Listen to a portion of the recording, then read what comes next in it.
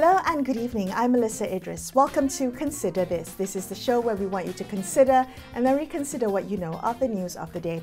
The Malaysian palm oil sector, which is the second largest producer globally after Indonesia, is facing mounting challenges, particularly from the European Union's incoming Deforestation Regulation.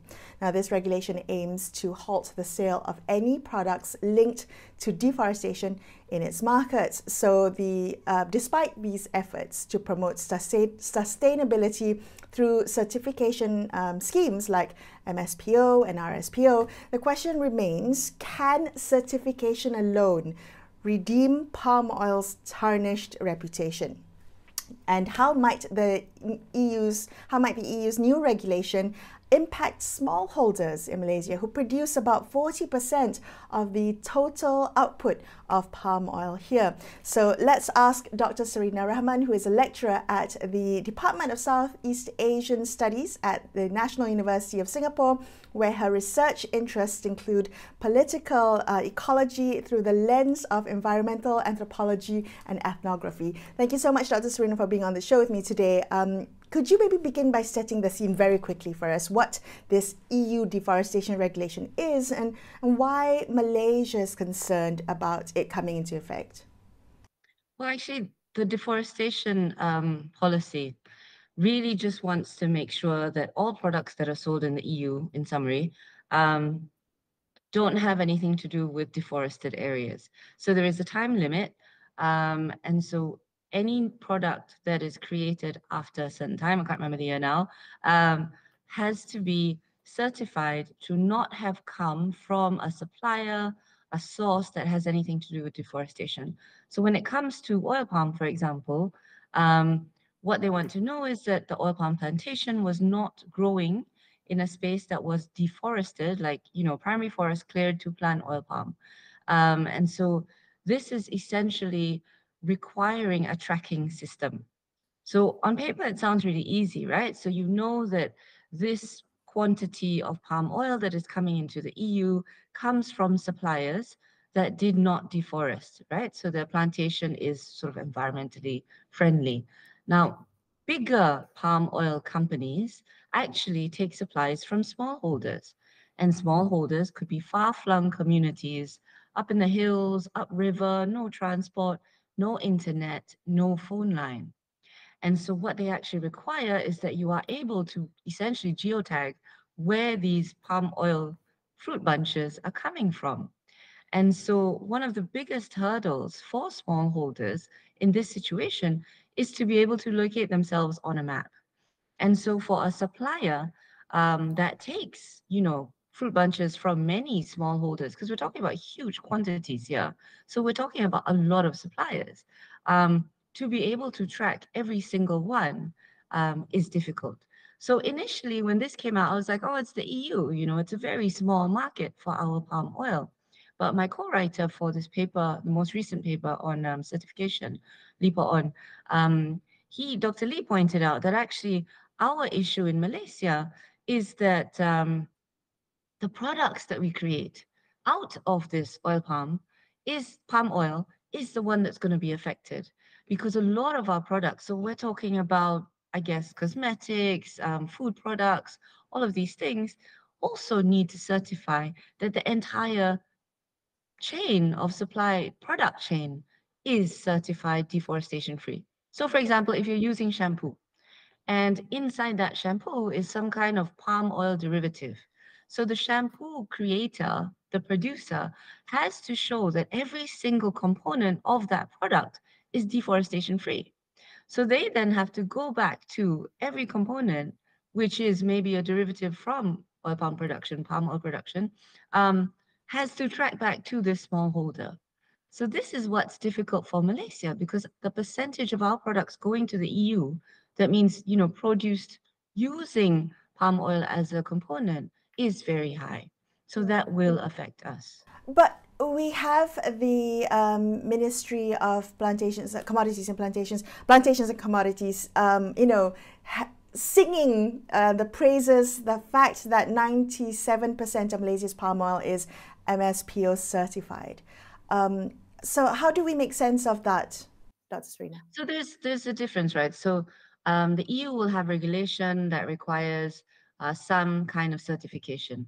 That certification might not match MSPO certification levels. So the argument against MSPO from the environmental groups or from these lobby groups is basically that MSPO is a sort of a government-linked body. So of course it's going to certify the national oil palm produce as sustainable. So this is the perception that we have. Then we also have the Roundtable of Sustainable Palm Oil. So this is the RSPO, which is said to be another layer of certification, which is believed to be more stringent than the MSPO. So they have more particular requirements in terms of whether there's deforestation, whether you are protecting forests or reforesting, and that sort of stuff. So you need land titles, et cetera, to show that the fruit bunches do not come from farms or plantations which are illegal, that sort of thing. So the details of the certification is different. Now you have this deforestation policy, which adds another layer of certification with its own many criteria. So perhaps that doesn't match. And then, of course, on our side, we're always saying that, oh, they're just making it a lot more difficult for palm oil to be used because they want to sell their sunflower oil, their soy oil, so part of it is we don't know how much of this is protectionistic. We don't know how much of this is really a lobby to promote other sources of oil. We don't know how much it is a global north sort of petition to ensure that the global north businesses stay relevant when the global south produces 80% of the world's palm oil. So palm oil, Malaysia is the second largest producer. Indonesia is the first. Third largest producer in the world is actually Sabah. And then, the rest of it comes from African nations, smaller countries. But that really is the bulk of the world's palm oil production. So clearly, this capital, this income is going to the global south. So the conspiracy theory, if you believe it, is that the global north is just trying to make it more difficult for the south to do business. Either way, what we do need to ensure on the ground is that smallholders are taken care of. So whether you believe that palm oil is a very sustainable crop, because it's got less cholesterol, because it takes less years, less fertilizer to produce, less space compared to sunflower, corn, and soy, or whether you think it is damaging because we have these stark images of orangutans protecting the forest from the evil oil palm bulldozer. The thing is, oil palm plantations provide an economy for little people. So the smallholders, the indigenous communities depend on this. I have had students in the US who came from, or who originally came from Malaysia, and whose family was able to raise enough money for them to go to school in the US from oil palm plantation. And it's a small holding. And so when we talk about these things, they're like, I am a oil palm smallholding. I come from this, oil palm smallholding family. And if it wasn't for oil palm, I wouldn't be here. And so when we are talking about boycotting oil palm for environmental reasons or for policy or whatever, we are actually preventing all of these little people in rural areas from earning a decent income. Right.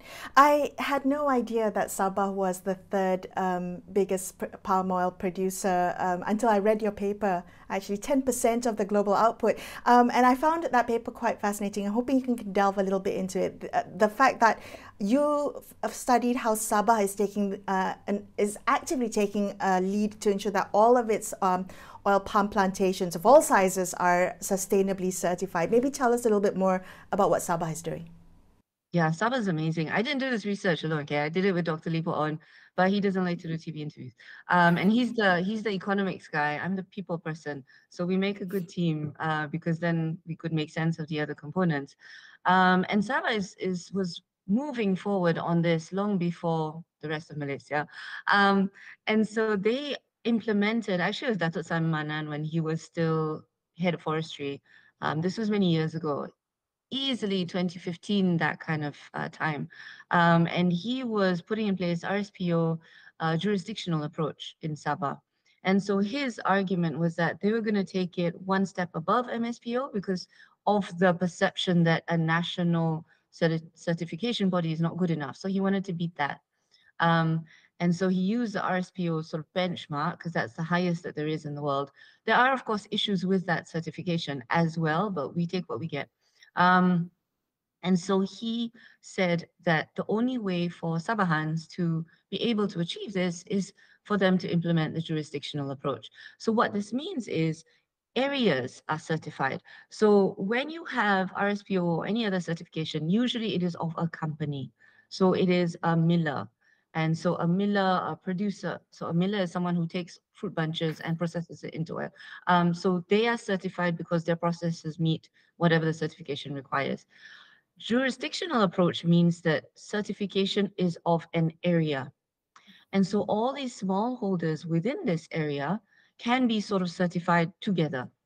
What that means is the cost is reduced because the biggest obstacle for smallholders is the ridiculous cost of certification. Certification requires that you have certain types of infrastructure, certain types of systems, certain types of storage facilities. Of course, there's issues about manpower, labor, human rights and all of this. Smallholders are usually family businesses. So when the kids are off school, they all come and help out. And so when somebody comes from the outside, they'd be like, oh, child labor. Actually, it's like my grandchild tagging along because I can't leave her at home because, she'll be disturbed by monkeys and lizards. So this is the thing that people don't understand and the bad perception that comes out. So putting them, sort of bunching them together and certifying them as a whole. And then we have amazing NGOs like Forever Sabah who go on the ground and help these people to make sure they understand what they need in terms of infrastructure, etc., bring them together to get certified as a sort of an area, make sure that the land has titles, helps them with FPIC, which is free and prior informed consent, to use the land for oil palm, etc. They help them with all of these complications that the average rural person cannot understand. I mean, this stuff is not written in Malay, let alone a local language. It's in technical English terms that regular people, I struggle to understand. That's why Dr. Lee reads it all. So, he's more technical. So, these are the things, the obstacles. So it's very easy for somebody in power to say, we're going to require that everybody's certified. But on the ground, you don't even have a phone line to geotag where your trees are to say, okay, this land is mine. So this is all the little details that don't come out. And if you then say, you are not certified, you cannot supply, or you threaten them to say, if you don't get certified, you're not going to be able to sell your fruit bunches, then where are they going to get money from? Palm oil palm plantations are really the most economical way of getting an income. People try pepper, but it takes longer. Coffee and all of that, there are pests. There are lots, some things are more expensive. You need specific fertilizer. So really, oil palm, unfortunate as it is easier and cheaper for these communities to grow. Right. So Dr. Serina, I'm glad that you're highlighting all of these things that kind of go under the radar, most of us won't be aware of. But having done all this research, what would you like the Plantation and Commodities Ministry, the government, and the palm oil industry to now focus on? I would say look at what Sabah's doing and replicate it. Support the NGOs, give them funding for the people who actually go to the ground. Government agencies do not have the capacity or the means or the manpower to do that. There are NGOs who do it. Give them funds. Let them employ people who are passionate, who want to do this and do it right. Help the smallholders, come up with easier schemes for them to access and make it easier for them to find out about it and figure out how to get access to it. These are the things that need to be done. Smallholders in a lot of states, like Johor especially, is largely small holdings. And this is the bulk of our, the base of our people. They need help, especially with climate change impacts and the rising cost of living. These are the people that need help. And this is what I want the minister to do. Dr. Serina, thank you for being on the show with me. That was Dr. Serina Rahman from the National University of Singapore. We're going to take a quick break here and consider this. We will be back with more. Stay tuned.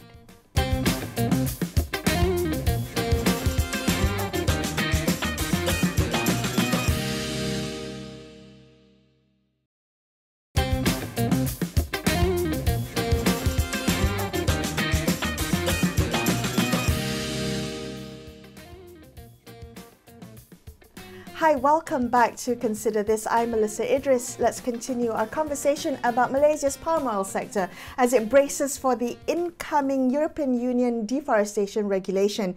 Can certification alone redeem palm oil's tainted reputation? Let's ask Khor Yu Leng, who is a senior economist at Segi Enam Advisors, and also she's an associate director for sustainability at the Singapore Institute of International Affairs. Yu Leng, thank you for being on the show with me today. I want to talk to you about this data, right? So certifications require a lot of data, a lot of geotagging, a lot of tracking data. And that could present a challenge to the smallholders who may not, indigenous smallholdings may not have the ability to provide that data. So how effective are certifications in addressing these concerns, the environmental and social concerns that the EU has when it comes to palm oil production? Well, the good news for Malaysia really is that the Malaysian Palm Oil Board is a regulatory authority under the ministry, and this has been operating for decades. And guess what?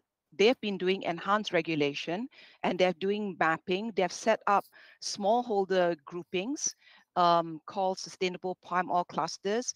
There's, sorry, I forgot the figure, 100 plus of these things, and they've grouped 1,000, 2,000 plus independent smallholders in this. So things have actually been quietly moving. So this is really amazing effort that Malaysia has recognized these issues. A couple of ministers ago, they said, okay, we're going to do Malaysia Sustainable Palm Oil Certification. So this is as opposed to the voluntary say roundtable on sustainable palm oil that a lot of the huge corporations, these giants, the billion-dollar companies have been using this for market access into the EU. But because the EU now is putting their regulatory hat on, the Malaysian regulators have been seeing this coming and they have been preparing this. And I know quite often people will say, look, this is costing money and resources, but I look at it on the positive side. This is also creating a whole bunch of jobs, good jobs in the rural areas for young people. Say, for instance, to run the sustainable palm oil clusters, I think they hired a couple of hundred, more than 500 younger people to then engage with the smallholders to do the mapping and everything. So I think this is an amazing journey, an amazing path that Malaysia, led by young people and policymakers, have been moving on.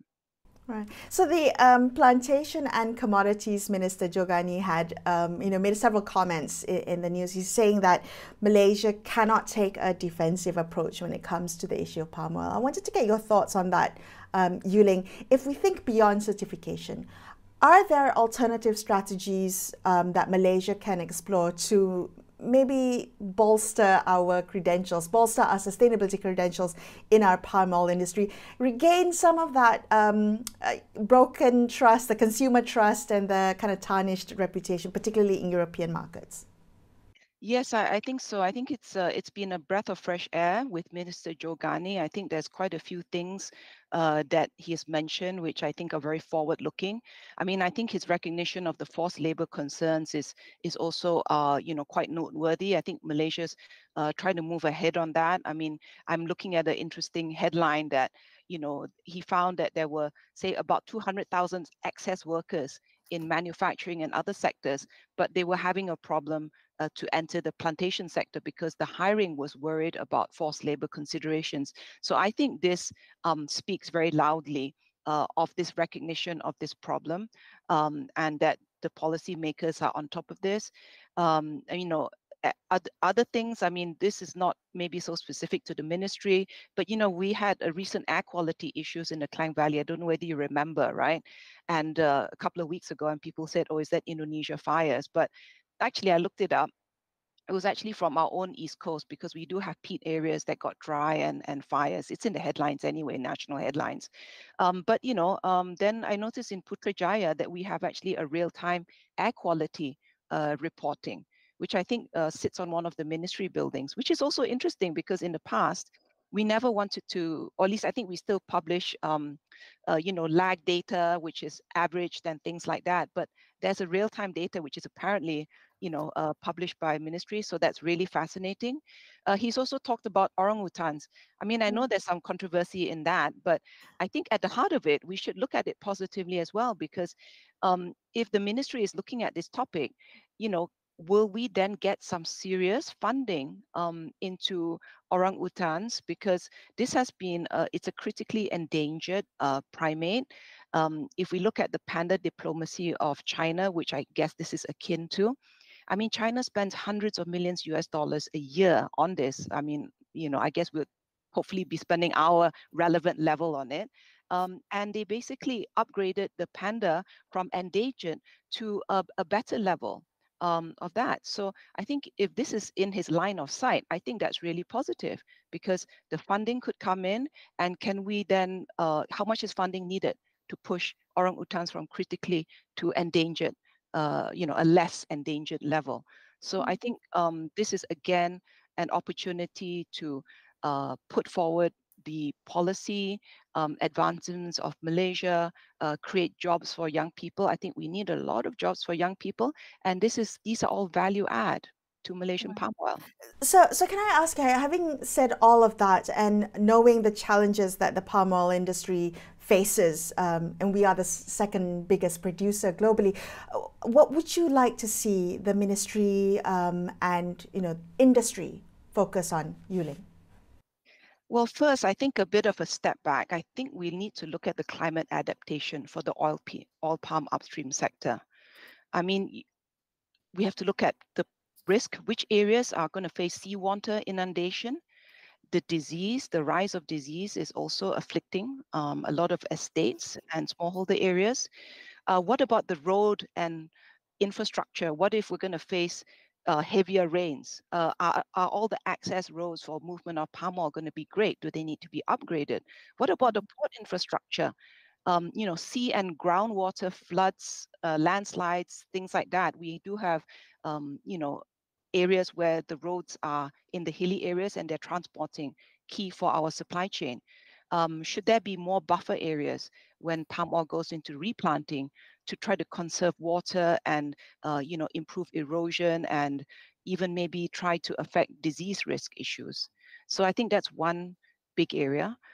Secondly, we really need to review the income per hectare in the estate sectors and in the smallholder zones. We may even have to look at more mixed plantings in oil palm areas. The buffer areas, can you basically create an economy out of nature-based services, ecosystems that would benefit the plantation, or even get in funding from overseas on climate action? I think one of the key economic issues, I mean, a lot of, people in the industry here will say that, you look at economics before sustainability. But I would say that the economics of the palm oil industry have become quite problematic, because especially in smallholder areas, the economic carrying capacity for palm oil is actually being exceeded. And I think that's why we're seeing a lot of political problems in the rural areas as well, because the old farmers may have access to the income, but what about all the younger ones? And all these things that we're talking about, value added for ESG, whether you have to do mapping, you need young people to go and help improve yields, to go and do, double cropping. All these things will actually be strong economic activities and boost rural incomes. And if I may, a third issue, and again, an opportunity actually, we can actually develop low emission supply chains for Malaysian palm oil, especially smallholders. I think it's a mistake to think of smallholders as non-ESG or problematic areas. I think this is where the narrative has been very mistaken and misleading. I believe that we're going to come to see that they are actually the pearl of the Malaysian supply chain, because they're likely going to be the lowest emission zones, because independent smallholders are in mixed and mosaic areas, which means for any emissions, these climate carbon emissions and things, you can actually report them against a range of products.